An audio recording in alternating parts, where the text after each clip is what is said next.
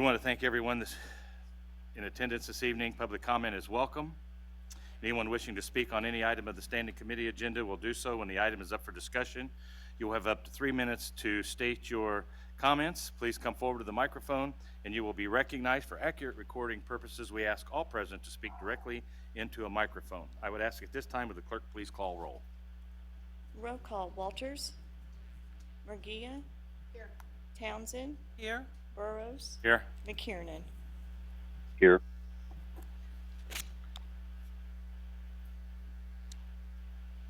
Are there any revisions to the agenda?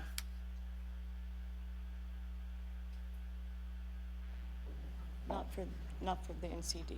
No. Nothing. Nothing. There were no Well, with that, we'll move into item 1, and that would be the approval of the standing minutes from last month's meeting. I'd entertain a motion on the minutes. Move to approve. Second. Motion been made and seconded to approve the minutes previous meeting. All in favor say aye. Aye. Opposed, Aye. like sign. Seeing none, minutes are passed. Item number 1, land bank business transfers to the land bank. At this time, we have Chris Slaughter, land bank manager, going to present to us. Chris, microphone's yours. Good evening, Commissioners. Thank you. We'll jump right into it. So, first item is to 3 addresses to have those transferred to the land bank. They are 1269 and 1273 Kansas Avenue, currently in the name of the Unified Government. 1527 South 34th Street, currently in the name of the City of Kansas City, Kansas. Just a little bit more detail. The 2 here in red are the 2 UG properties. If approved to transfer, we will then, the applicant here would like to purchase those 2.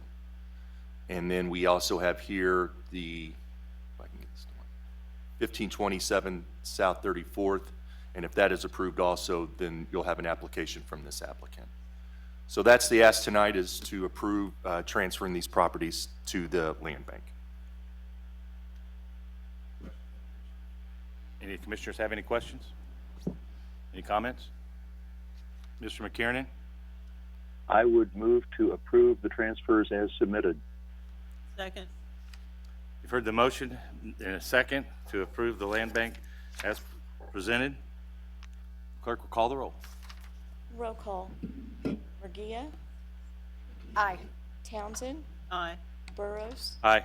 McKiernan. Aye. Thank you. Moving on to item 2. It's the land bank business applications.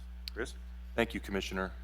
We have 6, or I'm sorry, that should say 5. We have 5 applications tonight, 4 yard extensions and 1 property acquisition. As usual, all applicants are current on their taxes and they have no code violations. So the first one is 1040 Split Log. The applicant lives at 1042 Split Log, outlined here in black. We have a yard extension and a property acquisition with the applicant here at 1267 Kansas Avenue. And then, of course, the previous mentioned 2 properties. We have a yard extension from the owner of 1502 North 55th Drive, and this is the land bank property here. And then, as mentioned earlier, the applicant here at 1528 Woodland Boulevard and the property mentioned before. So those are the items presented. Any questions? Any comments? Chris, I do have one question. On my records, it shows the property at 1267 Kansas Avenue. The address is 1273 Kansas Avenue. It says property acquisition. The next one is yard extension. Yeah. Per policy, the applicants can only do 1 yard extension. So instead of saying, let me just flip back to that.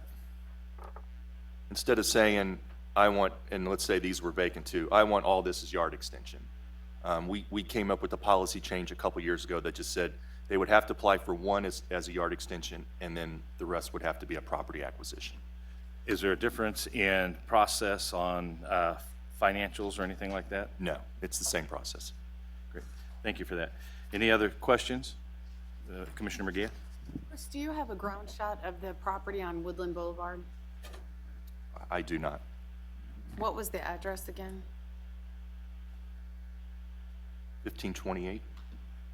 And this was just a yard extension? Correct.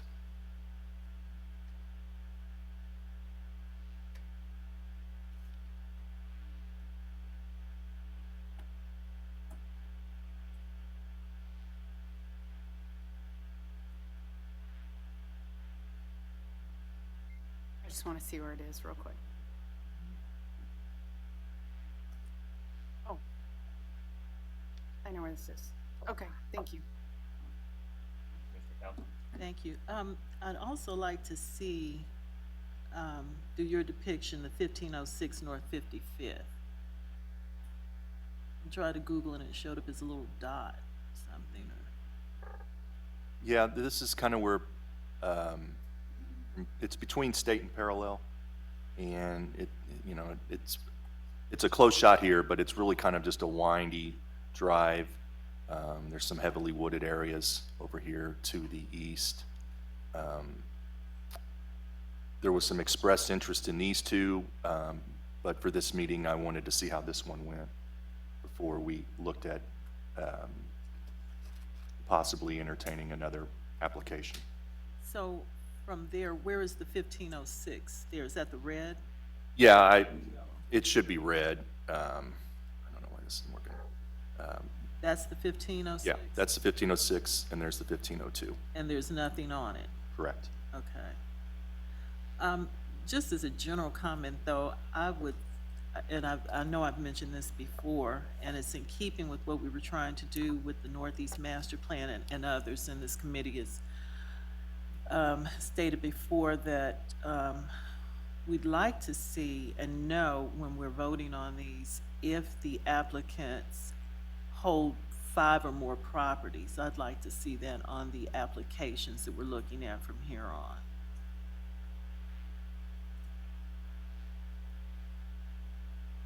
Do you want it capped at 5, or if they just own any property at all? Well, I think for right now, because I don't know what the rest of the commission would want to do, but I think we'd like to have that knowledge. I would like to have that knowledge.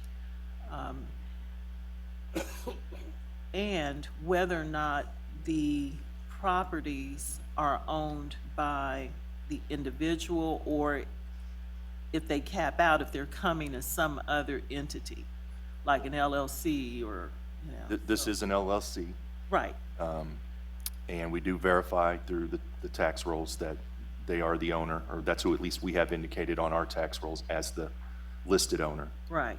The other thing, though, is that these LLCs or people are coming as LLCs or whatnot to disguise that as an individual, they've already maxed out, if you want to say, at 5. We'd want to look at who the principals were on those LLCs too, but. Going back to your 5 property comment, is this a direction you'd like to maybe to see the land bank come up with a recommendation on setting a maximum number of properties that they could possibly buy from us, or just kind of what's their stance in the county? Well, it could be going that way. I won't say that right now, but I think that would be ripe for fuller discussion if we see a lot of people going this way. I think, yeah, I'll say it would be ripe for discussion. Okay. Commissioner, I think to your earlier, our comments in previous discussions about either speculative buyers or people aggregating properties without necessarily having a specific project that they want to, or something they want to do with it. Is that a hearing what you're saying? Yes. Ms. Steven?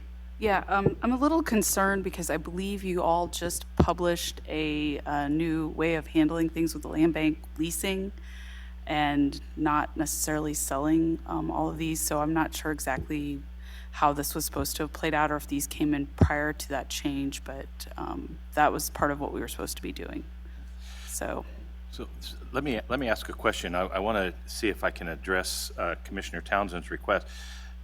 We wouldn't be out of line to ask to be informed about the number of properties that are being requested through the land bank by one individual or an LLC or any other entity I don't want to say in an attempt to aggregate properties. I think it's more of an information process for us to determine if there needs to be a policy change.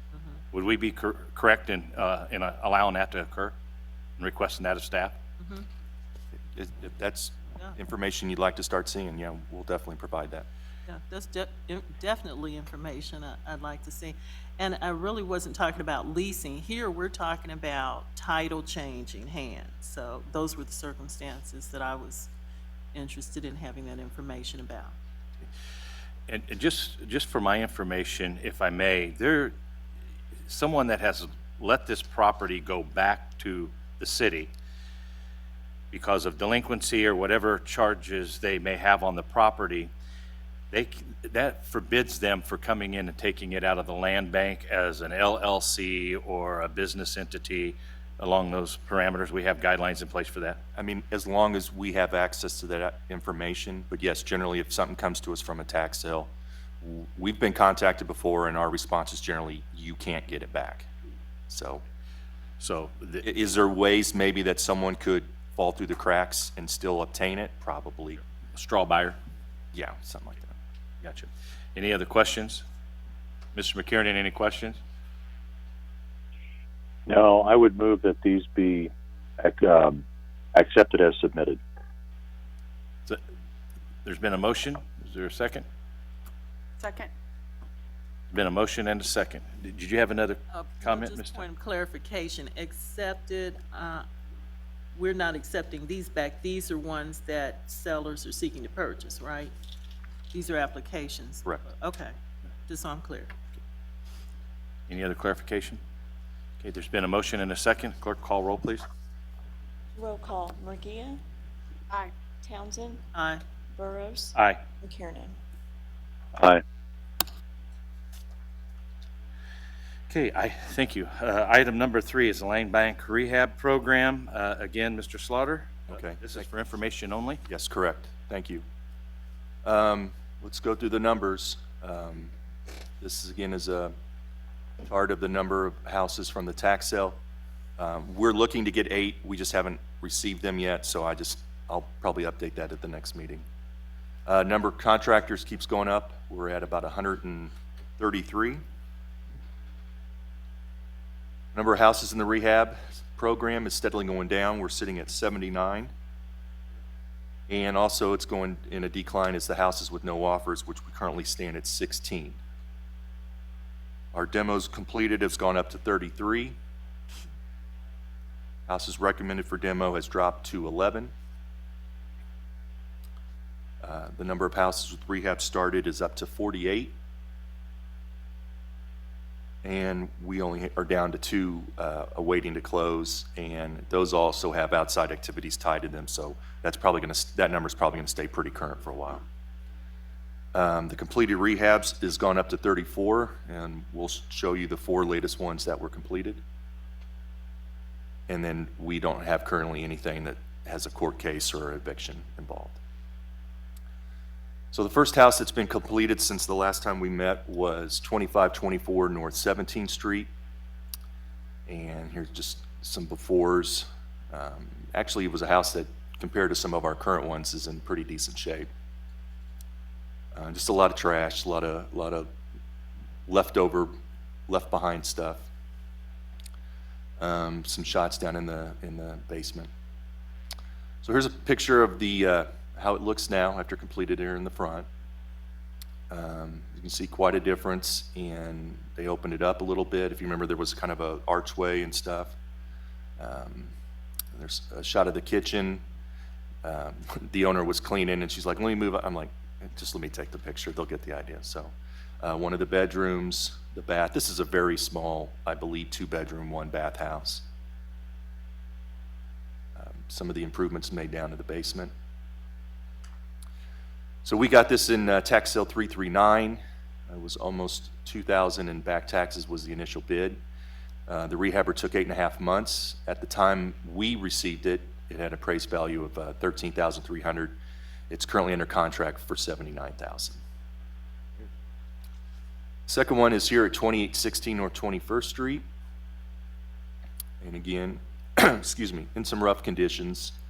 most likely for just being in an abandoned state for some time. Not as much debris, but, you know, this probably had been vacant for at least probably 3 or 4 years before we got our hands on it, so.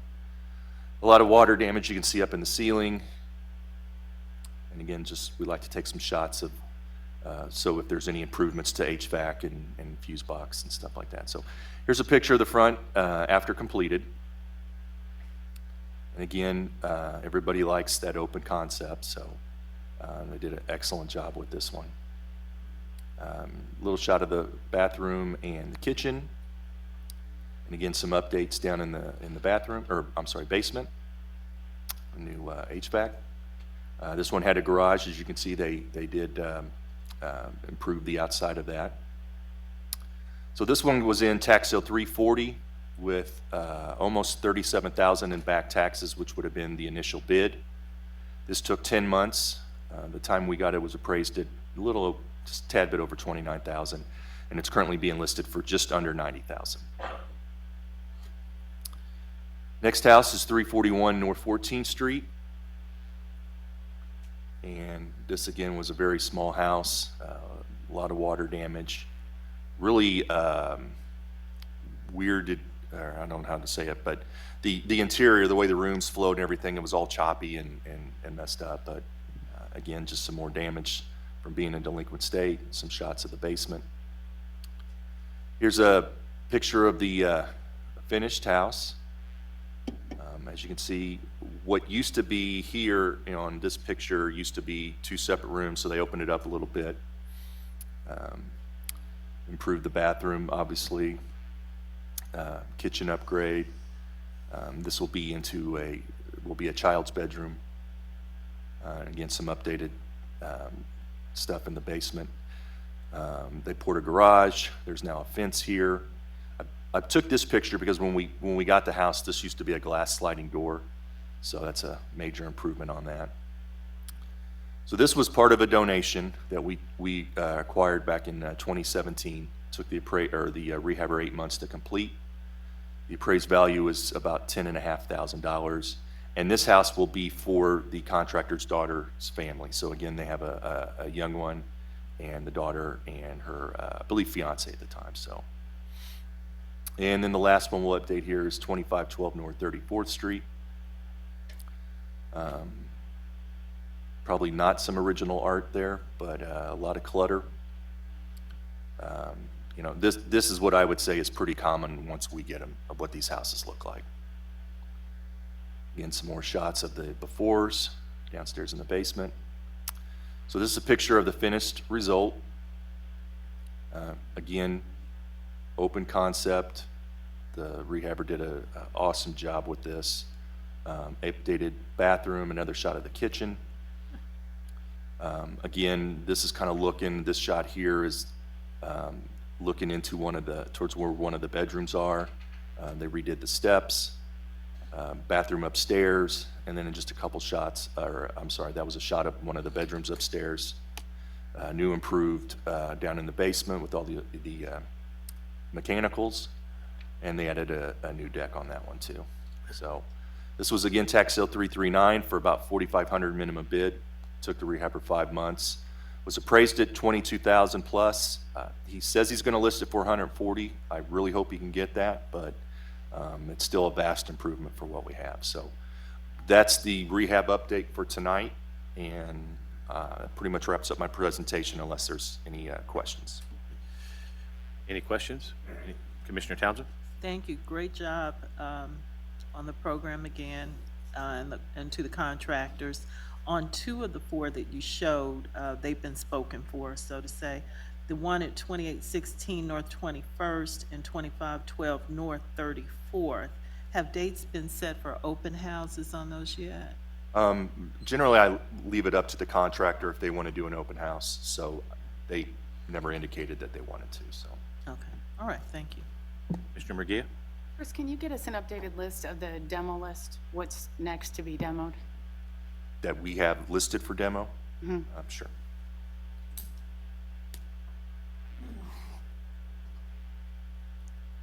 Any other questions, comments? Seeing none, this was for information purposes only, which leads us into item number 4, our final item of the evening, and that's the amend the boarding procedures and requirements for vacant and unfit properties. And at this time, we'll ask Mr. Wayne Wilson to come forward for his presentation. Thank you, Mr. Slaughter.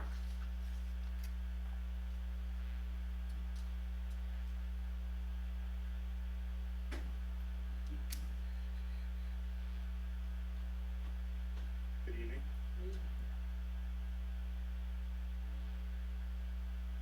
The item that we have, I'm assuming that all of you have your handouts, is basically we're just doing a modernization of our current boarding ordinance.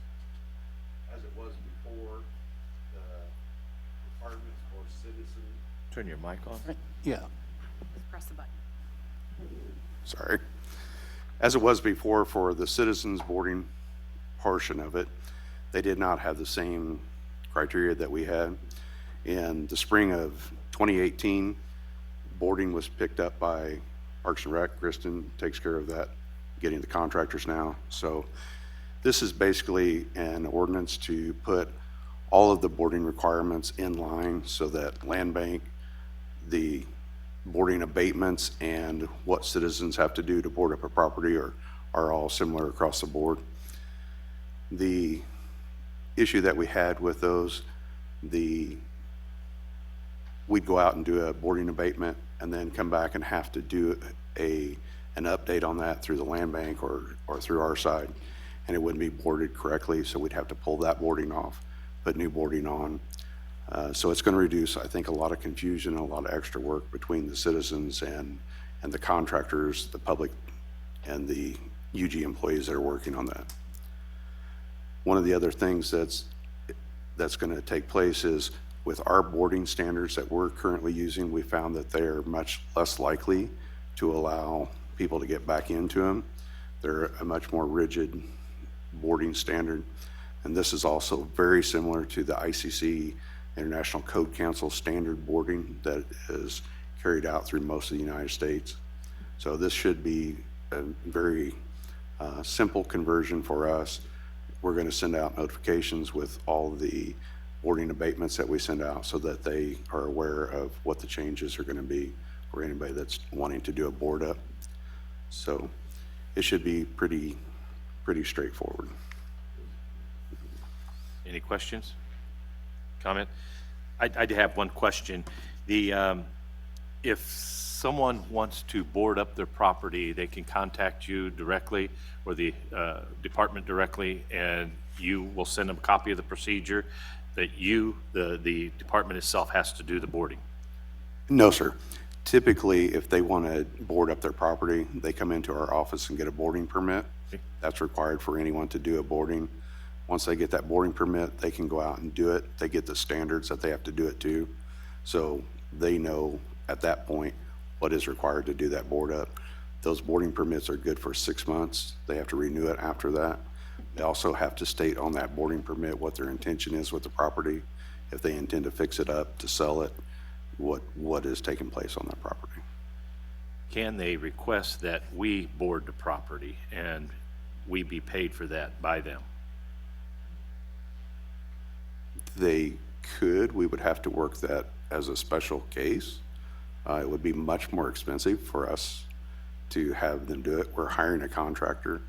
I mean, if they use the same contractor, it should be a similar cost, but plus they have to buy a permit. When we board it up, we don't do a permit for UG to board it up, so it would be more expensive for us to do it up, I believe. Yeah, Melissa? I would just, on the off chance that something like that would ever come up for us, right now, from a staffing perspective, I mean, we're trying to keep track of everything else. So hopefully we don't have to get into a situation where we're helping with that, but we can definitely give them the information and give them some recommendations of local contractors. But beyond that, I don't think we've ever been in a situation where we were doing that and then requesting to be reimbursed, because that's just a whole nother administrative tracking process that we'd have to add into our NRC processes. So well, I wasn't attempting to advocate for that. I was attempting to find some continuity to ensure that these boarding projects follow the same procedures all the way through, and we get on these abandoned homes or closed-up homes as quick as we possibly can, so that we have less damage when they go up for sale. Yes. That was the purpose of trying to determine how we would go about doing that if the public chose to leave the home and wanted it boarded up. Yep. Yes. They could contact us, and we could find a contractor that would meet the criteria that we've set forth in our policy, and they would be able to address it. We almost never have that situation come up. Typically, they ask us what is necessary to board it up, and we go through the permit process with them, and we can refer them to the contractors that we use. Most of the time, it's the inspectors going out and finding a property that's unsecured. We post a boarding abatement on them, give them 14 days to make contact with us, and then we end up boarding that property up through contractors. Okay. Any other questions or comments? Seeing none, we do need to take action on, Commissioner Townsend? Thank you. So, Mr. Wilson, with the passage of this ordinance, assuming this goes forward, there won't be any difference across the board now with how boarding is handled, whether it's the private citizen or the UG under Parks and Rec, right? That is correct. Okay, thank you.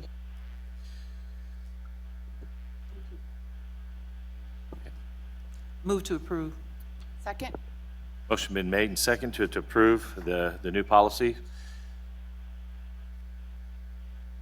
Clerk, call roll, please. Roll call. Murguia, Aye. Townsend, Aye. Burrows, Aye. Kiernan. Aye. Thank you. That concludes our neighborhood development, community development standing committee. We will take us just a very short recess and allow Jeff Bryant to join us before we start the economic development and finance committee.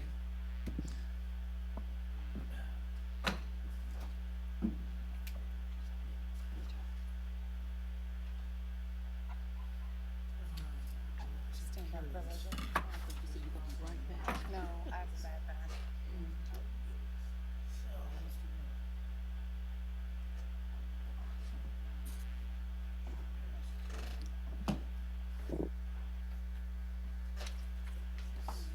No.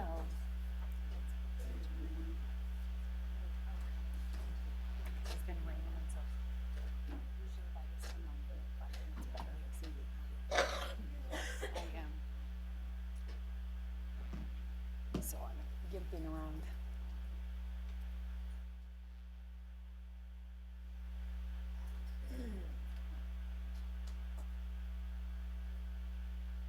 If we're ready, we'll go ahead, and I will now call the meeting of the Economic Development and Finance Standing Committee to order. We want to welcome everyone to the meeting this evening. Public comment is always welcome. Anyone wishing to speak on any item on the Standing Committee agenda may do so when the item is up for discussion. You will have up to 3 minutes to state your comments. Please come forward to the microphone and you will be recognized. For accurate recording purposes, we ask all present to speak directly into a microphone. At this time, I would ask the clerk to call roll. Roll call. Bryant, Here. Walters, Murguia, Aye. Townsend, Here. McKiernan, Here. Burrows. Here. We do have a revision to the night's agenda. You should have received your revision notification. And that will be item number 3. Hope everyone has received a copy. We'll be getting to it as we come through it. Okay. The next, I would entertain a motion for the minutes. Second? Motion been made, seconded to approve the previous meeting's minutes. All in favor say aye. Aye. Opposed, like Aye. sign. Minutes have been approved. Okay.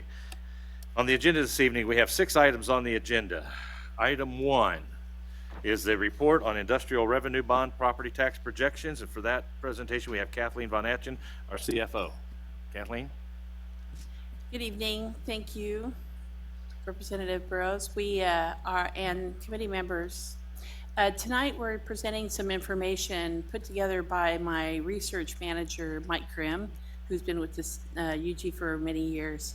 has a lot of information that's helpful.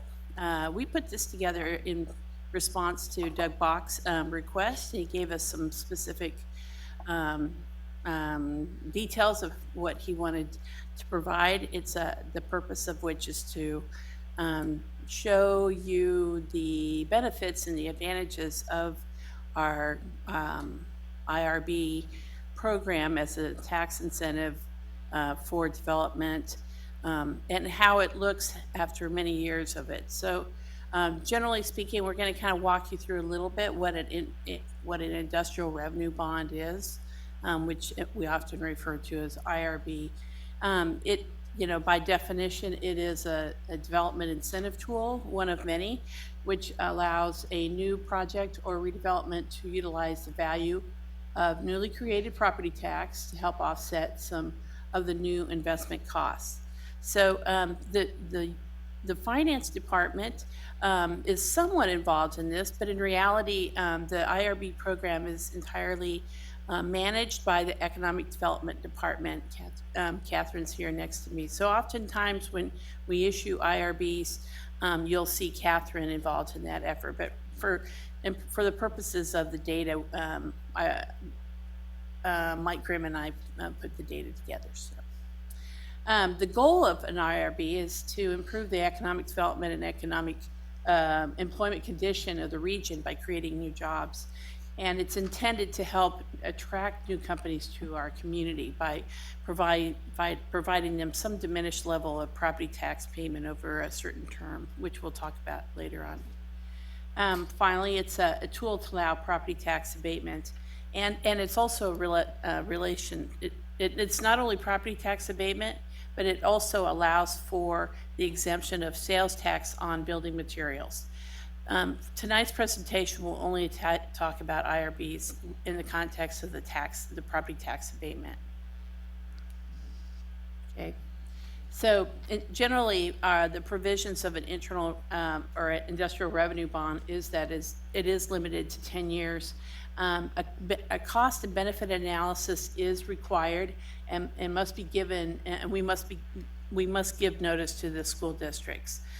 We do have an IRB policy, which is in the economic development policy that's also on the website, on our fiscal accountability website. And it talks about many of these provisions. Typically, we require that $2 million be the minimum investment for a project in order to do an IRB. Both the public hearing and the Kansas Board of Tax Appeals approval is required. There is no property tax abatement provided for retail projects. And how it works is the annual bond payments are met by the UG by receiving lease payments from the company. So oftentimes when we talk about IRBs, we talk about them in terms of it being a conduit financing, where we're just passing through the lease payment and the dollars to the debt holders. And so it is not a legal liability or a legal, where we're not liable for the debt in any way as the unified government. And we don't show it on our financial statements, although there is a note talking about their existence. So now I am not going to go over this complicated chart, but I do remember at the last time we issued IRBs, there was some questions about how it works. So we have provided hard copies of this presentation, I hope. And so if you have any questions on this, of course you can contact us. But also we happen to very fortunately have our bond counsel with us here, Gina Rieckhoff, who's is here for the next item. And if you do have any questions, she can be happy to answer them. So generally speaking, to give you an example of how the abatement works, here's an example where we've given 75% abatement on a project area. Currently, the project has a base value of $100,000. That's the property tax revenue they pay annually, and any kind of improvement would create an additional 40 or 400,000. So this is just an example, right? So for a total value of 500,000 at the end of the project, once the project's completed. So the IRB payment, the actual payment is 25%, or 100,000. The project has a 75% abatement of the new taxes. That's 300,000, and then they continue to pay the existing value, or the 100,000. So over the 10-year annual payments will be 200,000, which are 100,000 plus the 100,000 that we currently receive. And then at the end of the 10-year IRB, the project will then pay the full $500,000 annually, plus any kind of AV growth. So that just assumes the assessed value remains at 500,000, or the relative tax amount of 500,000. So Mike Graham went through and looked up all the existing IRBs we have on the books, and based on a number of assumptions, we determined that that this is the amount these are the amounts that will be expiring over the future, roughly 10 or 11 years. Okay, and we're going to show you actually 3 graphs now. And this first graph is the net amount between the amount that they're currently paying us, not the base value, but they're paying a certain percentage. Let's say it's 25%. So it's the difference between the amount, the full 100 and the 25 they're paying us. So this is the net amount, right? Cumulative amount. Yes, it is a cumulative amount.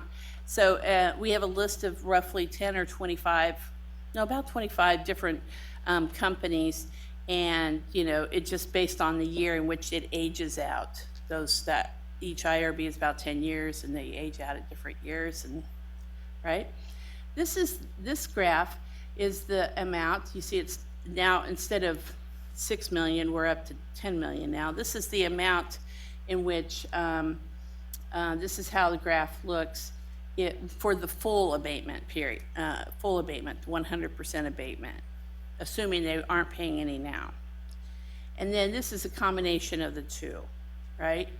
So basically that blue area is the additional amount.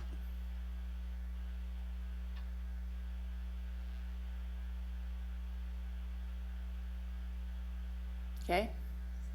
So just to give you a little idea, we picked out the largest ones that are expiring or coming up. Amazon is expiring in 2020.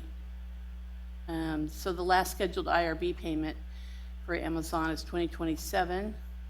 And the amount of abated taxes added to the tax roll would be, oh, and by the way, these graphs before I meant to mention these are amounts for the entire, all the taxing units, not just the UG. The UG usually collects roughly 46% of the total between the city and the county mills.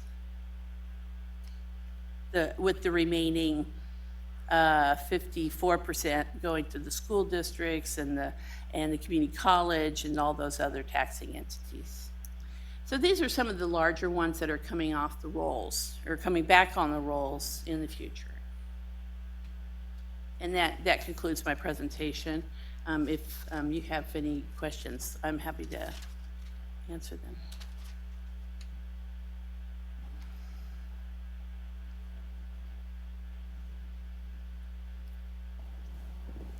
Commissioner Townsend? Thank you. If you could go back to the last slide, please, where you identified some of the largest projects. Yes. And you showed the year that the IRB ends. At what point will the values that you've shown be added to the tax rolls?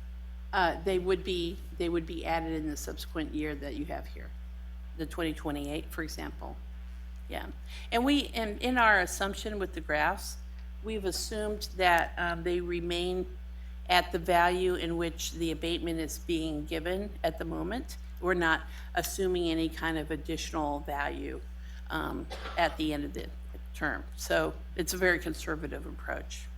Okay, so for General Motors, that value is contingent upon the way and the value of General Motors right now, is what you're Yes, okay. yes.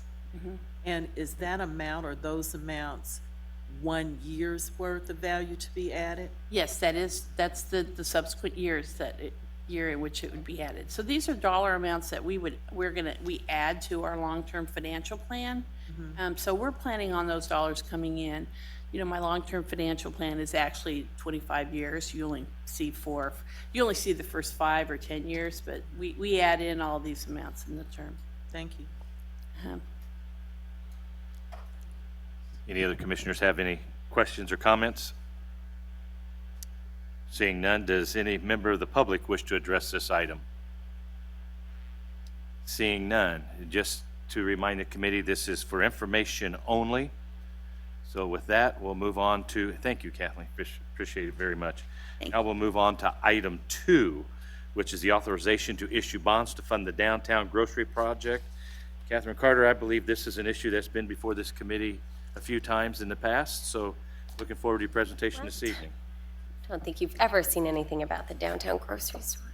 No, just kidding. Catherine Carter, Director of Economic Development.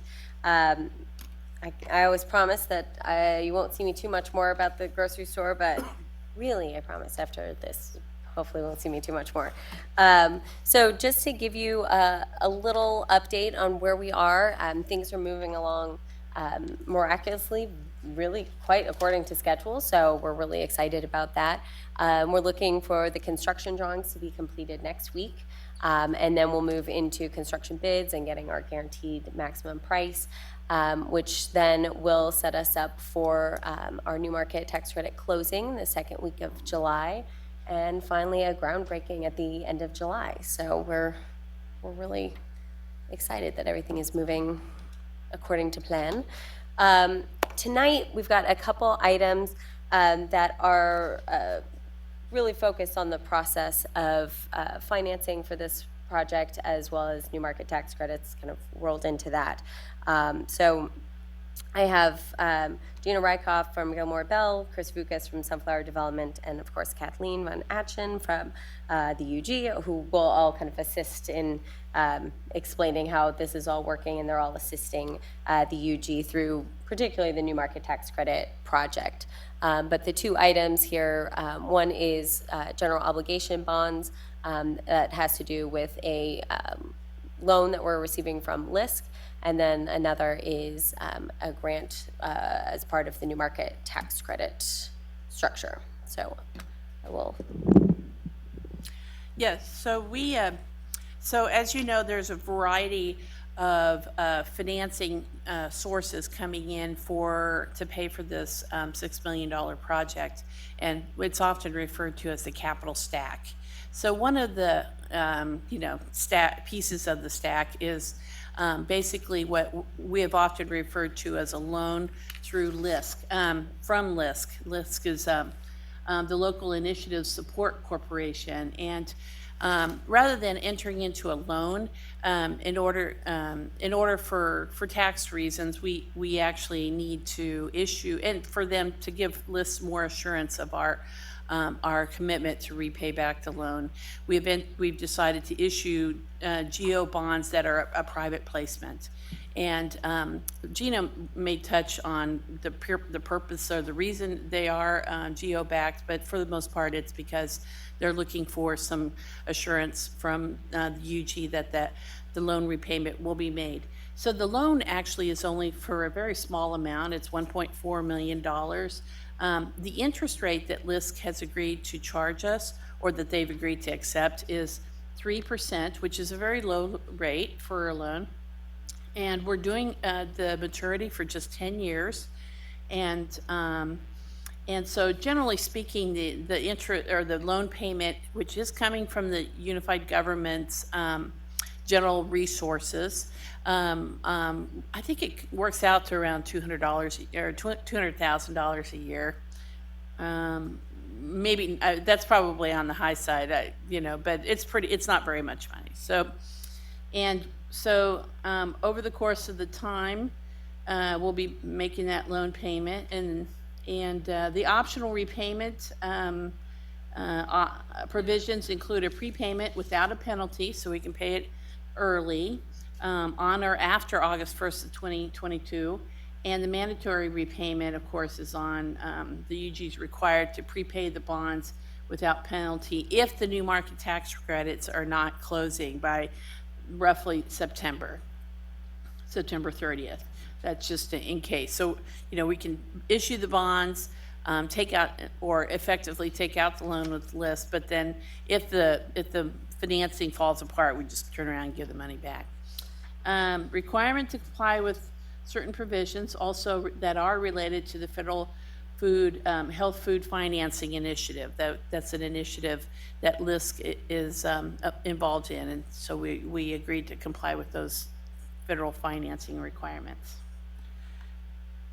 Is there any more you want to add? No? Okay. Okay, go ahead. Wait, should I go? All right, so now the next slide is going to be covered by Chris Vukas, who is our consultant related to the new market tax credits. Very knowledgeable on this very complicated financing technique. And here's a graph or a chart we put together to explain it. Right, so all new market tax credit deals have this complicated flow chart, and some are more complicated than others. So I will walk through this, and please feel free to stop me at any stretch and ask whatever questions, because it is a complicated flow chart. If we look at the upper left-hand corner, that is essentially what the unified government without new market tax credits was going to do. They were going to enter into a management agreement with the MERC, and the MERC was going to manage the facility, and they were going to own the property. In hopes that it's either a long-term lease or the MERC will come in and purchase the property in the future. So that is how it was envisioned from the beginning. So the upper left-hand was exactly how it was supposed to work originally. Then you add in the new market tax credits, which is going to add a tremendous benefit, over $1.5 million up front to help with the cost of construction. But in order to get those dollars through the structure, we have to go through this convoluted diagram. So essentially, and I should say all new market tax credit deals are like this. So this is not unique other than the boxes get moved around, they get added and taken away. But this is how every new market tax credit project essentially works. We were required to create what's called the affiliated leverage lender. So the leverage lender is just the loan, quote, the loan that is going to go through the new market tax credit structure in order to leverage or secure the new market tax credits. So that is the bond proceeds that we've been talking about, and then dollars from the special asset fund will all get essentially granted to the quote lender of the transaction.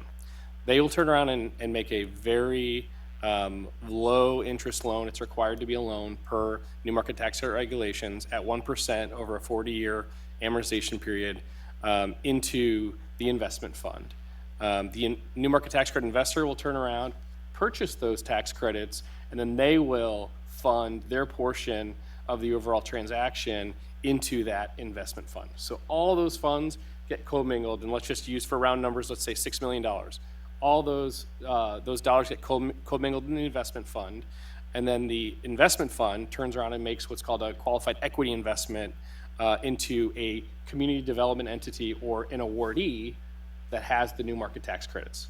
In this scenario, the allocatee is Central Bank of Kansas City, that they have committed to providing allocation to this particular project.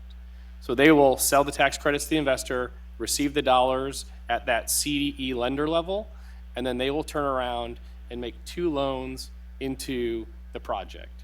One which mimics the rates and terms of the affiliated leverage lender, so that 40-year term at 1%, that literally is a loan to yourself. You're using the bond proceeds to make this loan to yourself. And then the B loan, which is the new market tax credit equity. That's the important piece. That's the soft loan that is assumable and forgivable at the end of that 7-year period. So that B loan is really the investor dollars. And in this case, Capital One is the investor on the project. And so they will be purchasing the tax credits, and they will be involved over this 7-year period as the investor.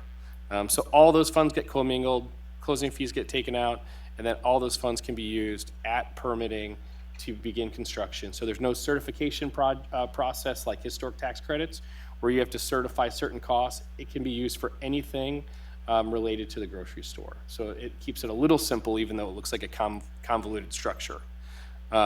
So we have at the bottom what is called the Qualic B, the Qualified Active Low Income Community Business, which is again a nonprofit organization that has been set up by the UG to own the building. So that, or I'm sorry, lease the building from the unified government. So they enter into a 99-year lease and they will lease that from the government and then sublease it back to the unified government, which then to run a grocery store, essentially. So that you'll see the operating lease on the bottom left, on the bottom side, and then the 99-year ground lease. So you're essentially leasing the facility to yourself and then releasing it back to yourself to operate a grocery store. If that seems convoluted enough, but it is how the majority of these types of transactions occur. It does look a lot more complicated than what it really is. Right. So I appreciate the explanation. Any questions, comments from the commission? So we did receive the new market tax credits? Correct. Commissioner Townsend? And I'm glad you prefaced that remark with, yeah, this is pretty convoluted, and prior references to the new market tax credits. So, oh, yeah, it's convoluted, so I believe that it is. But for just clarity's sake, this really doesn't change the structure that was originally anticipated, that the UG is really the owner and lessor of the building that's going to be constructed, that the MERC is going to lease it, and at some point, you know, if it goes well, there's the option for them to possibly buy it, right? That is correct. Okay. So yes, that is correct. All right, just want to make sure that I didn't get lost in all of this, because the use of these new market tax credits, I thought, had been contemplated all along, right? Okay, thank you. Any other comments from the commission? Anyone from the public wish to address this issue? Seeing none? Mr. Chairman, I'm just a little bit late on this. I apologize. Yes, Commissioner McKiernan? I just wanted to echo from my position here that I am really appreciative of all the work that has gone into securing these new market tax credits and all the work that people have gone through to create the entire financing for this. I think it's a great project, and I just want to say I appreciate the work. Great, thank you, Mr. McKiernan. Okay, no public comment. This is an action item. We will need to take action on this. So if the clerk will call roll. Oh, excuse me. Mr. Chairman, I would move to approve as submitted. Thank you. Second. Okay, motion been made and seconded. Now the clerk will call roll. Roll call. Walters? I'm sorry. Bryant? Aye. Walters? Murguia? Aye. Townsend? McKiernan? Aye.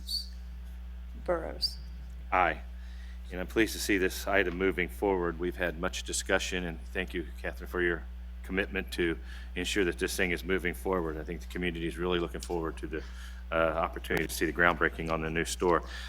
This brings us to item number 3, which is a Home Rule Economic Development Grant for the 501 Minnesota ALL Incorporated. And that should be the blue packet, the change in the agenda this evening. So with that, I will ask Catherine to please. Thank you. So this is yet another item that went back to, actually, if you could pull that same chart up again.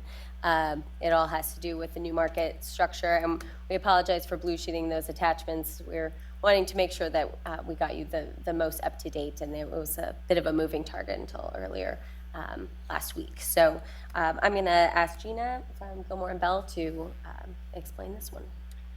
Thanks, Catherine. So the ordinance and resolution that you just approved for the general obligation bonds is the funding through the capital stack and that grant that you see from the unified government box. the funding for that. This item number 3 is actually approving the making of that grant under the UG's home rule powers. It also approves the ground lease and the operating lease that you see over there on the far bottom left. And it also authorizes a community benefits agreement, which is something that's also required with respect to the new market structure as well. So this action is another part of essentially approving all of the agreements that the UG itself will have to enter into in order to facilitate the new market structure. So it's imperative that we, as a commission, need to see this item pass this evening in unison with item number 2 to be able to move forward. That's correct, yes. Any comments from the commissioners? Any questions? Commissioner McKiernan, any questions?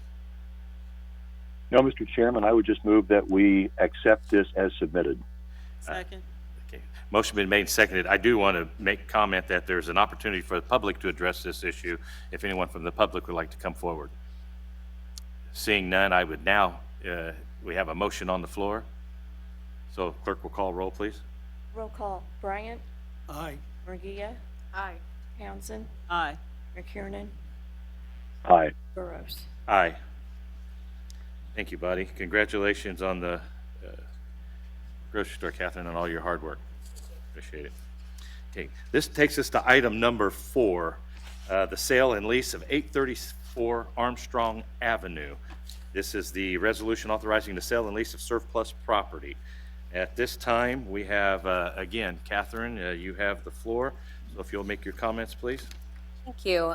So this is a project that you all will get a much more in-depth kind of presentation at next month's EDNF, but we wanted to make sure that we had the lot sale and lease as submitted here, kind of go through ahead of time. So I will give just a kind of brief overview of the project. This is a project done by Prairie Fire Development. Jared Nook is actually here from Prairie Fire, if anyone has any questions. So what this will entail is a senior living development in the old YMCA building at 8th and Armstrong. The investment is nearly $9 million. The building clearly needed a lot of work. And we're looking at approximately 40 units of affordable senior, that's 55 and over, living at the end of this, which would be kind of towards the end of 2020 when it is completed.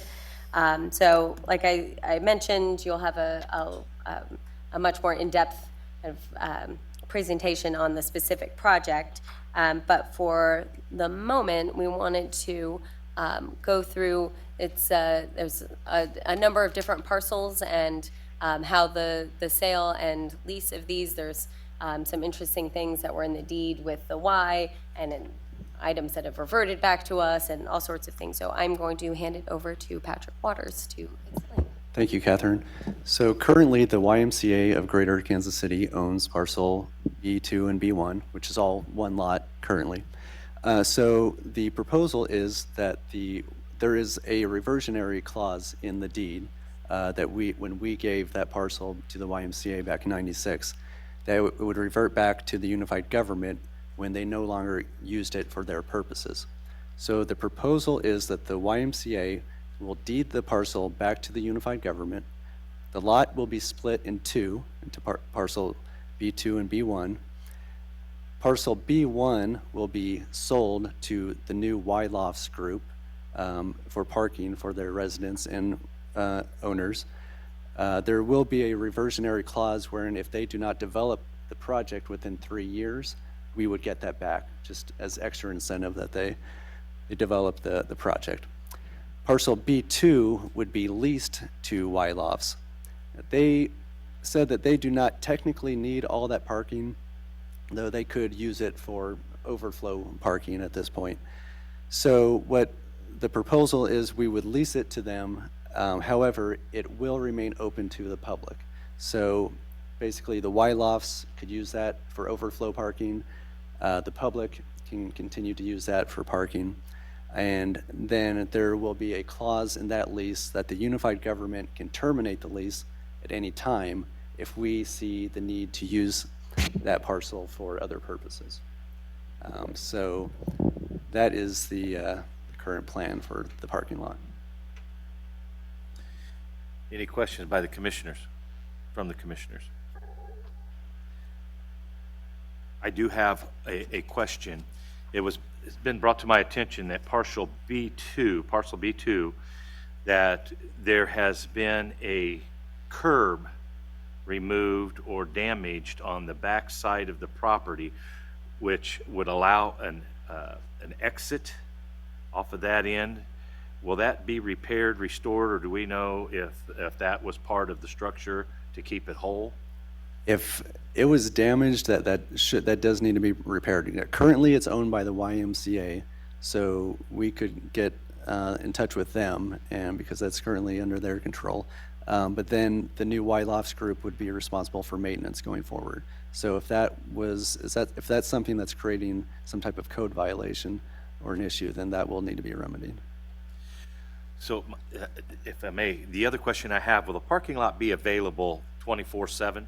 Will it be open, or will it be a gate, a pass key, anything like that that will limit access to the parking lot? B2 will be open for the public 24/7. I don't know what their plan is for B1. Do we know that through the lease to the Prairie Fire, there's no way to lock off the entrance to the parking lot just for their members only? No, not for B2. Okay. And in the contract, the resolution says that we'll revert back to the unified government, and they can terminate that lease at any time under their, for whatever reason. So, yes, so for B1, it would revert back to the unified government if they don't develop their project within 3 years. And then for B2, we can terminate that at any time, at will, if we see the need to use that parcel for something else. The timeline, I know you, in the presentation here, it said the time was supposed to start in September of 2019. Do you know what the timeline is for completion? They're looking at November of 2020. November of 2020 for completion. So the interruption of businesses along that corridor have been impacted by the construction of the new juvenile facility, as well as the utility routing along that corridor. And now we're going to have another year to year and a half worth of construction affecting the businesses to the south. So, is there going to be a mandate that B2 be utilized by the construction crews of the Prairie Fire Development, or is it just going to be first come, first serve? Jared? We'll get the expert on that. Yeah, either one. Hello. Our plan would be to utilize parcel B1 during construction. We'll have to do some work to the masonry, some work to the windows. We'll be replacing all of the windows, so there will be some work along the street frontage during that period of time. I would anticipate we may have to close off the sidewalks because we would have some kind of a lull or lift around those while we're doing that work. But beyond that scope of work, I can't particularly foresee any reason why we would need that street frontage. We held a neighborhood meeting was it last week or the week before, and I know this was an issue that came up. We are our own general contractor, and so knowing that this is a concern and an issue, we can certainly take special notice to make sure all of our contractors are utilizing this existing parking as needed to stay out of that street. I do know one issue that was brought up by some of the adjacent property owners was that I got my roads mixed up. Armstrong, the parking along there on the street is actually 2 hours for the YMCA, and I don't know if that's something that the unified government can look at. I know they've had some construction folks parking along that as well, which has impacted their parking. So, I mean, we're certainly willing to work with the neighborhood and surrounding property owners to make sure that they have parking and we're not impacting more than what's already being impacted given the construction in the area. Could you state your name for the record, please? Jared Nook with Prairie Fire Development Group. Thank you. There has been a number of calls in reference to the impact on the businesses due to the ongoing construction around the area. And what we're trying to do is find a remedy that will ease the concerns of those property owners that are being impacted by the ongoing construction. I, for one, am pleased to see the amount of construction going on in our community. However, it's really unfair to disrupt and impact other businesses because we do not have avenues in which to address the parking situation.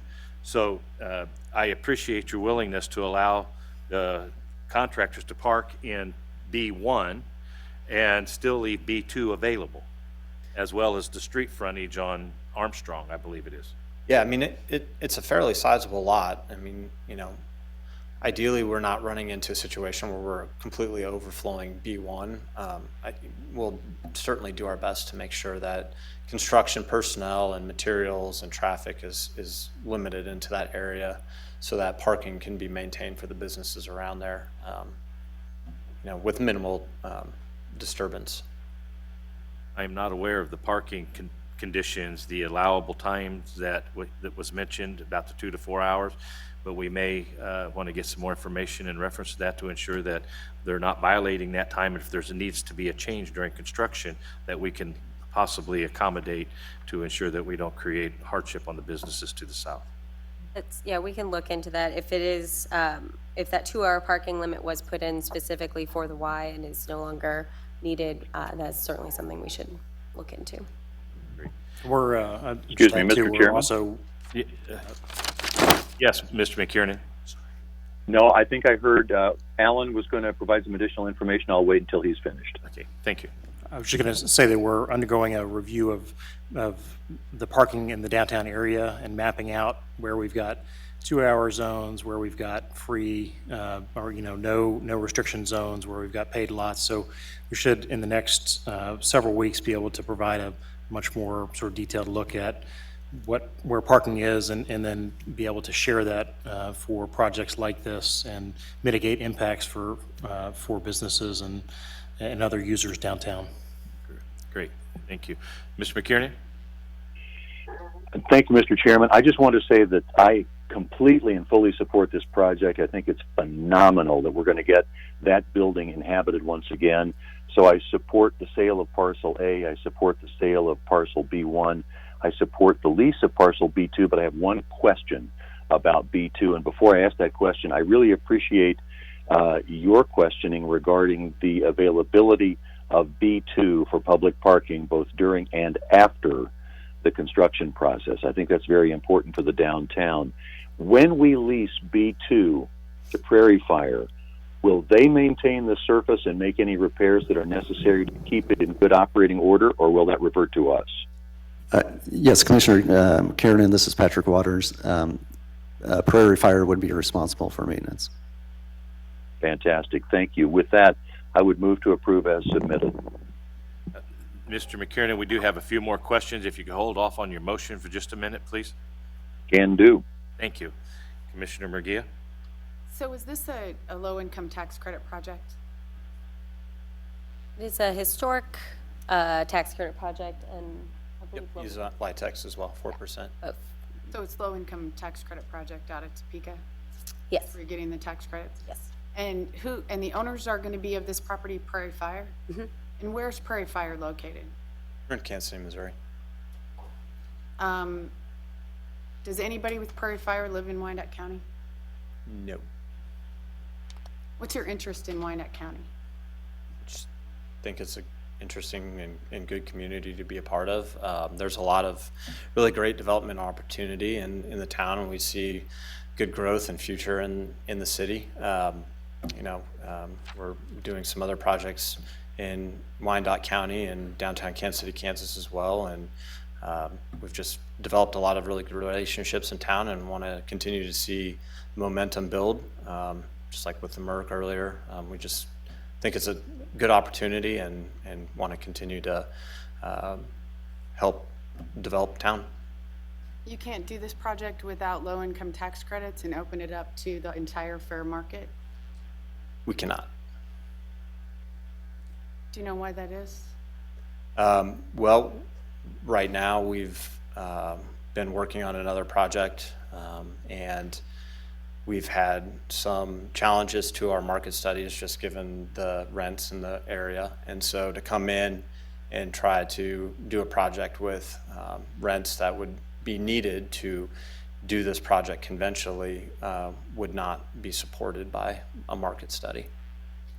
So all of the housing projects that have come in front of us for the downtown Kansas City area, for as long as I can remember, have all had low-income housing tax credits as part of them. What do you think, what's your opinion on the huge concentration of low-income housing in downtown Kansas City and the fate it will have for downtown Kansas City, Kansas? I don't think it'll have a particularly large impact. I think, this project is geared towards seniors.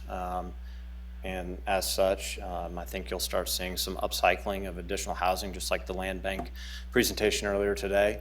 Ideally, we're continuing to see seniors who may have challenges maintaining and keeping up housing that they're living in, for sale housing, if they're able to have a safe place in their communities to move to, and allow the upcycling of that for sale product for the larger market. I think that's a benefit to the city. I also think that we're talking about 44 units, which isn't a particularly large project. And it is also helping save a very well-known and historic building in the downtown area. So I think overall, on the larger side of the LIHTC in Kansas City, Kansas, I think it's a pretty small overall impact in the larger Kansas City, Kansas area in terms of numbers. But I think it'll have a nice impact in the downtown and allow for some of that additional upcycling in the for sale area. Yeah, I'll just tell you, I have serious concerns. This has been going on for years since I've been on the commission. And, if you read any academic research articles about the concentration of poverty in particular areas of a city, it's not really good for any city. The strategy that is proven to be most successful has been to develop mixed income neighborhoods, and they seem to be the most sustainable. The other issue I have is we have a number of absentee landlords who come to our community and use our state tax credits to develop this kind of housing. And then when it comes time to locate them for repairs or maintenance or things like that, they're very hard to find or pin down to keep the standard of living for those people. When they come in and they want our approval, they're all about it's going to be a clean, neat, safe place to live. But if you look at any of our properties that have had low-income tax credits in them, it never ends like that. I can cite several. Central Park Towers, we had a group of fancy developers come in and tell us they were going to take out additional new tax credits. They were going to renovate the place, and we weren't going to see crime or blight or any more calls for service there. And yet I haven't seen any improvement at Central Park Towers. In my district, there's Silver City Apartments, owned by a group out of Topeka, who have had nothing but ongoing violations, and there's at least one murder in the apartment complex a year, at least one, that goes on there, and it sits right across the street from a brand new South Patrol police station. It's just disheartening to me because we continue to develop these kinds of projects in our community, and they have not seemed to pan out in our community over time. So I don't know your particular business, but this is a project I'm not excited about. I have not seen anyone do a low-income housing project in Wyandotte County where it's been successful. And if there's anyone out there that's listening to this where they have a successful low-income housing project that is operated by absentee landlords that's been successful, please educate me, because all I get are complaints about these kind of projects. Typically, it's low-income housing where someone that lives there is moving in a son or a daughter that has a drug or alcohol problem, which drags that drug or alcohol problem into the complex. And typically, those absentee landlords aren't there to see that or directly affected, and so it goes on for a long period of time. So it is not a project I am excited about. I don't see it as being long-term sustainable for our downtown. I do think we need quality, affordable senior housing, but what it comes down to is the operations. And I just believe we have people right here in Wyandotte County who are capable of running projects like that, that are personally invested and would have more of a personal drive to see a complex like that thrive and be monitored well. So I definitely have significant reservations about the project. Thank you. I believe, Commissioner, those would be an opportunity for us as the entire project comes before us to have those questions and concerns aired to our staff to address some of your concerns. Mr. Chairman? Yes, Ms. McKiernan. If I'm not mistaken, wasn't the City Hall Lofts project originally started out as low income, and hasn't that transitioned over time? Somebody educate me on that, because I thought that project started out with some LIHTC dollars. Mr. McKiernan, I can't answer that. I don't know if staff would be willing to Let's give us an find that education. information. Yeah, we can find that information for a coming meeting. And I was thinking that the Turtle Hill townhomes north of Washington, or north of Nebraska rather, were similarly LIHTC dollars to start. And I would say that both of those projects, to me, seem like they have been successful and well maintained. So we don't need to discuss that tonight, but I do want to make sure that we have completely answered Commissioner Murguia's concerns, because I do share concerns that if we create entirely low-income neighborhoods, then we don't have the right mix to attract the amenities that every neighborhood wants. And so our ultimate goal is to attract mixed-income neighborhoods. So, and then doesn't Prairie, and if the gentleman from Prairie Fire is there, doesn't Prairie Fire have a development out west? We do. Yep. In Wyandotte County? Yep. Pemberton Place. That you have currently, it's completed and it's inhabited, correct? Yeah, it's been open for, I think, 8 years. And I don't believe that we've had any issues out there that I'm aware of. No, I think we've had generally high level of support from the commissioners in the area, as well as tenants and neighbors. So, And this is the project that you have been managing now for the entire time that it's been open, is that correct? We did manage it for a while. We had a property management group for a while, and it has transitioned to a new property management group. But yes, it's been under our ownership and control for that duration of time. Okay, thank you. Yep. so who are the current owners of Turtle Hill and the downtown city lofts that Commissioner McKiernan is referring to? I don't know off the top of my head who the Turtle Hill townhomes, who owns them, but City Hall Lofts, I do know they are some group out of Maine, because I've been trying to get a hold of them, because they own the vacant lot across the street, and I want to get something done on that lot, so. Have you been able to reach them? We've gone back and forth a bit, but I've not, but they have a property management, so they're the owners, but they have a property management group that is very accessible if there are issues with the property. Is there additional information the committee would like to see before, I want to deal with this issue, but is there additional information we want to request in addition to the development, the Prairie Fire development, that you would like to have before the committee? Now would be the time to request that information for your discussion. Well, I think to Commissioner McKiernan's point, I would like to know who owns and operates Turtle Hill. I know that City Vision originally did the downtown city lofts here. They were originally involved, and they were local, and John Harvey lived here in Wyandotte County.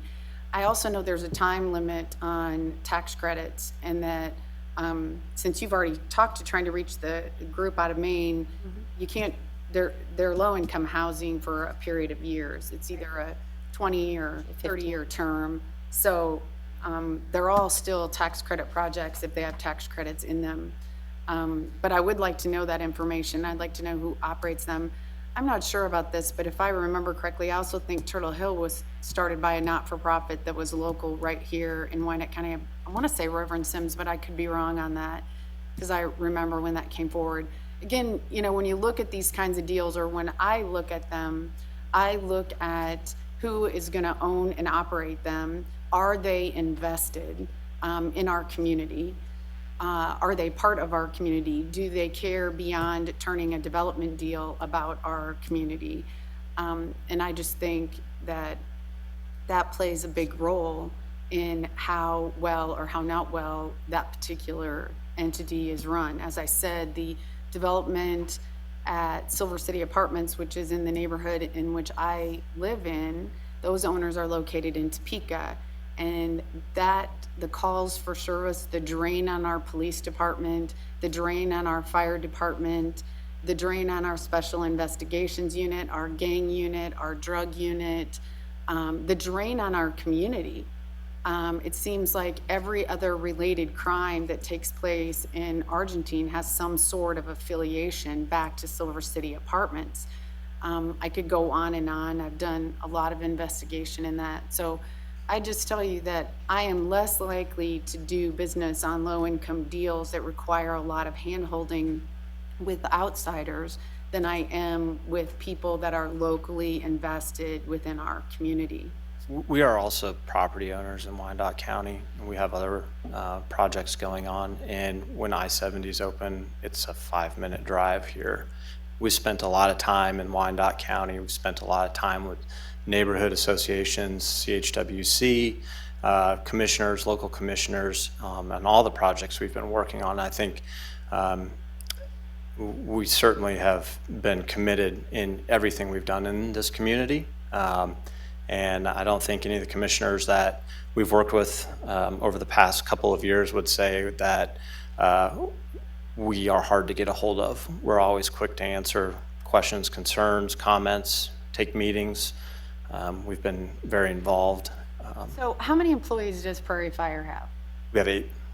You have 8 employees? Six, sorry. 6 employees. Do any of those 6 employees live in Wyandotte County? Don't believe so. And so if Wyandotte County is such a great place to live, why is it that, and great for development, why is it that none of your employees live in Wyandotte County? I don't know. I can't speak to our employees. Okay, thank you. If I may respond to a couple of the points just quickly.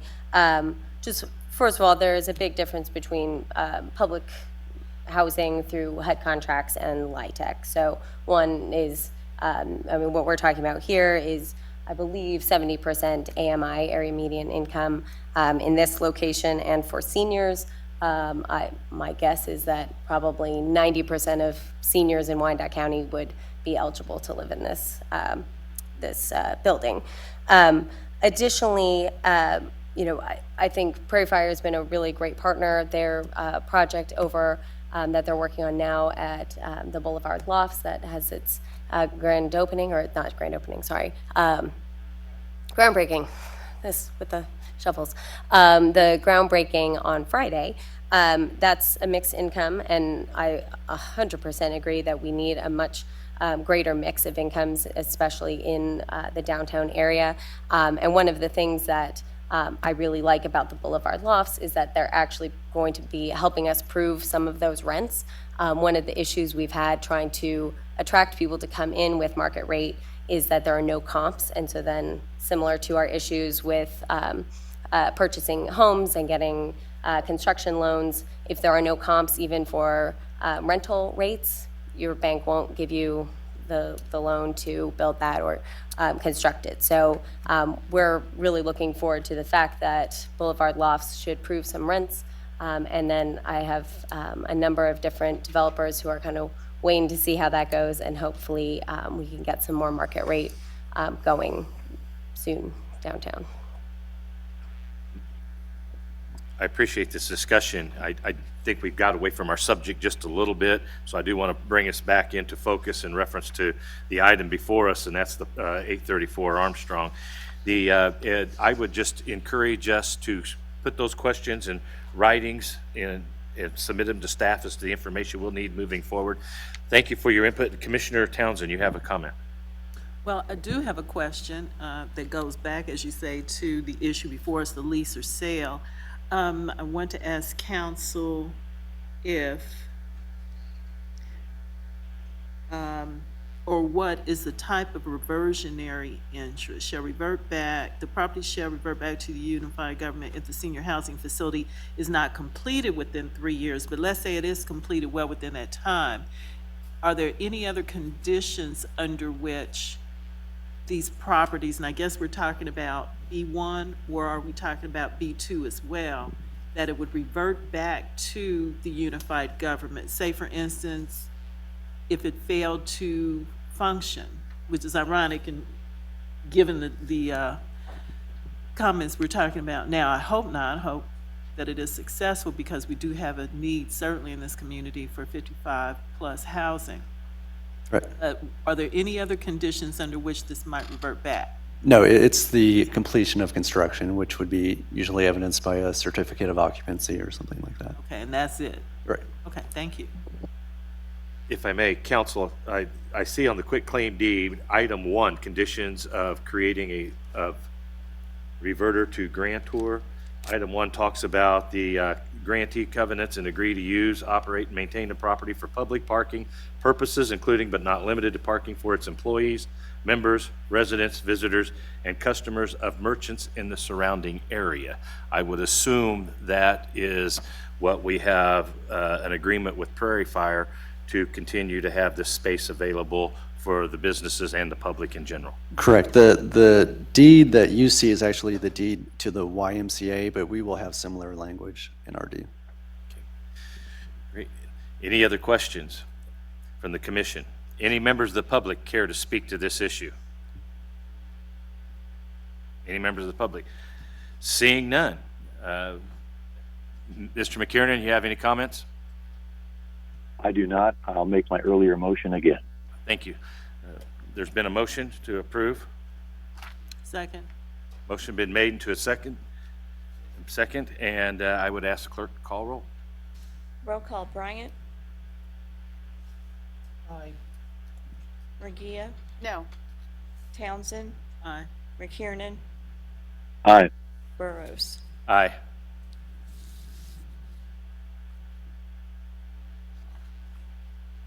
How many votes? 5? Okay, thank you. I didn't hear the votes. I was reading here. Thank you. Okay, that ends our item number 4. Thank you. We'll move on to item 5. I believe it is, no, it's not the last one on the agenda. Item 5 is the intent to issue industrial revenue bond for the Turner Logistics Center. And again, Catherine Carter, you are making the presentation this evening, so at your convenience. All right, this is the Turner Logistics Center. So this was the development agreement that was in front of you all last month. Brent Miles from North Point Development was here. We went through a very detailed and exact kind of presentation about what the program looks like and what the project is and everything involved. I'm going to give just a very brief overview, particularly for the folks watching at home, just so they know what we're talking about. But just at a high level, the two action items tonight, both number 5 and number 6, both have to do with Turner Logistics Center. These are items that you approved in concept and in theory in the development agreement, and then this is the actual items, the actual resolutions that would come through. So the Turner Diagonal, I think everyone knows that this is a interchange that has not worked for nearly 40 years. It's a lot of concrete. It provides a lot of maintenance. It really just is a kind of a convoluted kind of spaghetti mess of ramps.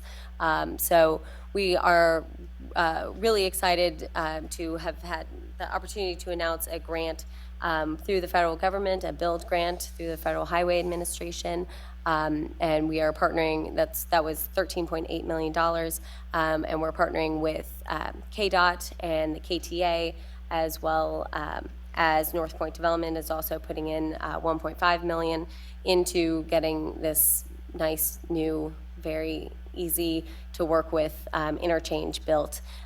This is something that will be through construction. Will be a bit of annoyance, but we're going to make this as fast as possible to get it open. But once it is done, it not only will be better for multimodal transportation. So if you are trying to cross I-70 as a pedestrian or a bicyclist, or even as in an automobile. This will be far more straightforward to do so, as well as a much easier way for our truck traffic here with Amazon there to the south, as well as the new North Point development to the north, to get on and off the highway without disrupting neighborhoods surrounding. The Turner Logistics Center here seen, this is a concept that they have put out and what it could look like. This will change slightly depending on what the tenants of the buildings require. They usually do kind of a build to suit. The total investment in both, it will be about $30 million in the infrastructure and $125 million for the logistics center. So we're looking at $155 million total in a distress census tract that will bring nearly 2,000 jobs. So we are, think this is a pretty good option here, especially considering that this property has been kind of landlocked due to the ramps. It has not been able to be developed previously and has been agriculture for many, many decades. So what you have in front of you as a resolution tonight is the intent to issue $155 million in IRB, so industrial revenue bonds. This is nicely timed for Kathleen's earlier presentation about how the industrial revenue bonds worked. So this is not something that we're providing. This is purely the $155 million is a pass-through. What we are providing them is through the IRB structure is 100% abatement, but with a pilot payment. So that ends up being over the course of the pilot payment. So the payment in lieu of taxes changes every year. So it starts at a relatively low rate of 14 cents per square foot, which is about an 85% abatement for that first year. And the goal with that is to get as many people interested and kind of front load this so they can, North Point can start building and we can get this moving as fast as possible so that not only do we see the fruits of that labor earlier, but also we get the jobs and all that. So with each year, it increases to year 14 where you're at 48 cents per square foot. So on average, it's about a 75% abatement, which is in line with the IRB policy. Additionally, the pilot payments do get split between all of the taxing jurisdictions. So during this time, the Turner School District will be, and the community college will be receiving funding, and certainly at the end of each 10 years, they'll get a nice bump, as will the unified government. So that is item number 5. Any questions?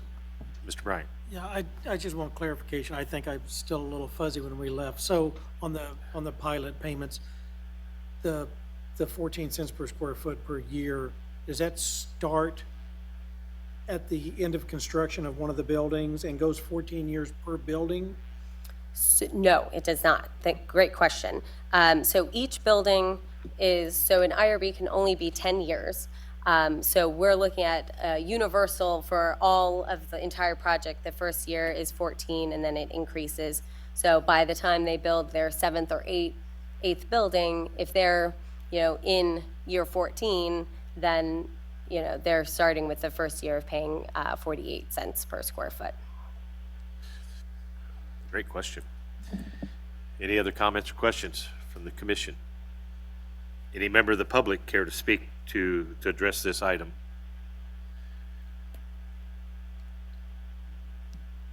Welcome, Mr. Steininger. You need no introduction, but Mayor, it's always a pleasure to have you. If you will please state your name for the record and your address, please. It's Joe Steininger, 121 North 63rd Street, Kansas City, Kansas. What we're talking about here is my home. It's where I grew up, and it's now owned by my daughter and son owns the land. what I'd like to find out is we've had real estate companies contact us about buying it, and I really don't want to sell it to some realtor to make a lot of money on me. I'd like to sell either to the state of Kansas or the federal or whoever's going to build this thing. And we're really not sure what the whole plan is. We know that we're talking about a diamond off I-70 and a turning diagonal exit off I-70 that runs right along our property line. So we'd like to know more about what's going on, what we could expect, and who we're dealing with. And I appreciate the opportunity to ask those questions, and it's good to be back at City Hall again. I see it's still the same kind of going on that I did for 8 years. So I appreciate all the work each of you are doing, and I'm proud of what's happened to our city. And I think you all have done, of course, the commissioners have done a terrific job. So that's really all question I have. Thank you, Mr. Steininger. I believe staff could address those concerns and would be willing to sit down and have that discussion with you. Should you have any question, Mr. Steininger, I believe Mrs. Carter can make herself available after the meeting, and you two, if you could get together and discuss the project as it's projected. And I just want to say thank you for your leadership over the years for our great community, and it's always a pleasure, and I respect the quality of individual you are in representing our community, Mr. Steininger. Well, thank you. I loved the job. I enjoyed it. And I'm proud of what we have got out west, the legends and stuff. It was just a dream of mine when I was mayor. And I'm truly proud of that. So thank you all very much. Commissioner Murguia. Thank you. Mr. Steininger, thank you so much for coming and asking about this project. Since you called me, I have been working on this. Catherine, I have relayed Mr. Steininger's concern to our county administrator, Doug Bach. So he's been working on this to try to figure out what's going on. So if you could get with Mr. Steininger also and Administrator Bach, he's aware of what his concerns are. Thank you. Thank you. Any questions I can answer, but be glad to. I believe we will be able to get that information as requested and get that meeting scheduled. That would be great and respectful thing to do. Any other members of the public speak to this issue? Let record show nobody else has come forward at this time. I'd entertain a motion. So the motion is to hold a public hearing, right? No, this is to authorizes the intent of the UG to issue the bonds. So we would have to come back to actually issue them, but this is just saying The intent to issue. The the intent to issue. Okay, all right, because I was just looking at the tracking number. It says action requested, hold a public hearing. That's a misprint. I believe, I do see where you're saying that action request would hold a public hearing. Well, we've already, Yeah, you don't need a public hearing for an IRB. I mean, other than All right, public, so you just need a motion to, to approve the resolution. resolution of intent. all right, I will make that motion. Oh. No, I'm sorry. There will be a public hearing. We want to clarify. Our fault. So I will make a motion that we hold a public hearing. So there, yeah, so as part of this resolution, when it comes before the full commission, will be a public hearing on the 13th. Sorry So about we have that. to separate these into two, since it's being brought as item number 5 and item number 6? No, item number 6 is a separate item. Yeah, so, Point of clarification, we're going to make a motion to issue with the resolution with the intent to issue the IRBs of $155 million. During that resolution, there will be a public hearing. I will make that motion. Thank you very much. Second. There's been a motion and a second to approve item number 5. That's the UG's intent to issue the industrial revenue bonds for the Turner Logistics Center. Clerk will call the roll. Roll call, Bryant, Aye. Regia, Aye. Townsend, Aye. McKiernan, Aye. Burrows. Aye. Okay, thank you. This brings us to item number 6, the last item of the evening, and that is the Turner Logistics Community Improvement District, the CID, if I remember correctly. Yes. So, once again, Catherine Carter. So the CID in this case is kind of an interesting, I don't know if we've done it quite like this before, but really we're using this as a safeguard for the unified government. Part of the deal with the infrastructure is that the unified government is putting in, our portion of the contribution is $7.5 million. So we're putting in 7.5 million, KDOT is putting in 7.5 million, North Point is putting in 1.5 million, and the federal government is putting in about 14 million. One of the things that we did when structuring this is we want to ensure that we are paid back all of that upfront cost. So we're kind of fronting this cost for this infrastructure and plan to be paid all of that back. So if all goes according to plan and the North Point meets the bare minimum, their minimum building requirement, which is in the development agreement, of 1 million square feet in 5 years, then that will ensure that we meet that that 7.5 million through the industrial revenue bond structure. Now, if they do not meet this, so if they do not build 1 million square feet by January 1st of 2025, then that will trigger this CID. So we figure best to have this in place just ahead of time, so hopefully we never have to use it, but if we do, it's all ready to go. And in that case, there would be special assessments so that we would get to special assessments that would then fill in whatever gaps so that we get to that 7.5 million. So one way or another, we're getting our money back with this project. Move for approval. Second? Motion been made and seconded to approve item number 6 is presented. Anybody from the public care to make a statement? Let the record show nobody come forward. Clerk will call roll. Roll call, Bryant, Aye. Regia, Aye. Townsend, Aye. McKiernan, Aye. Burrows. Aye. That concludes the agenda for this evening. I appreciate the participation of the committee and all members of the public and staff. Thank you for your work. We are adjourned.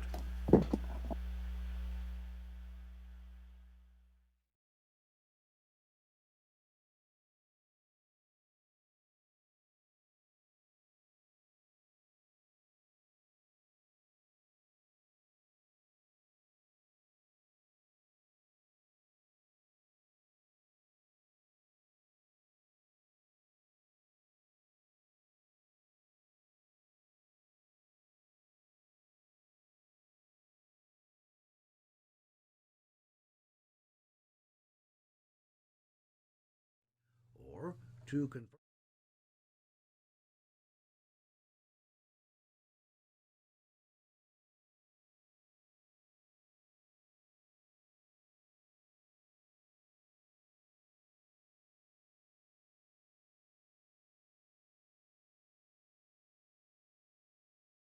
Thank you for watching.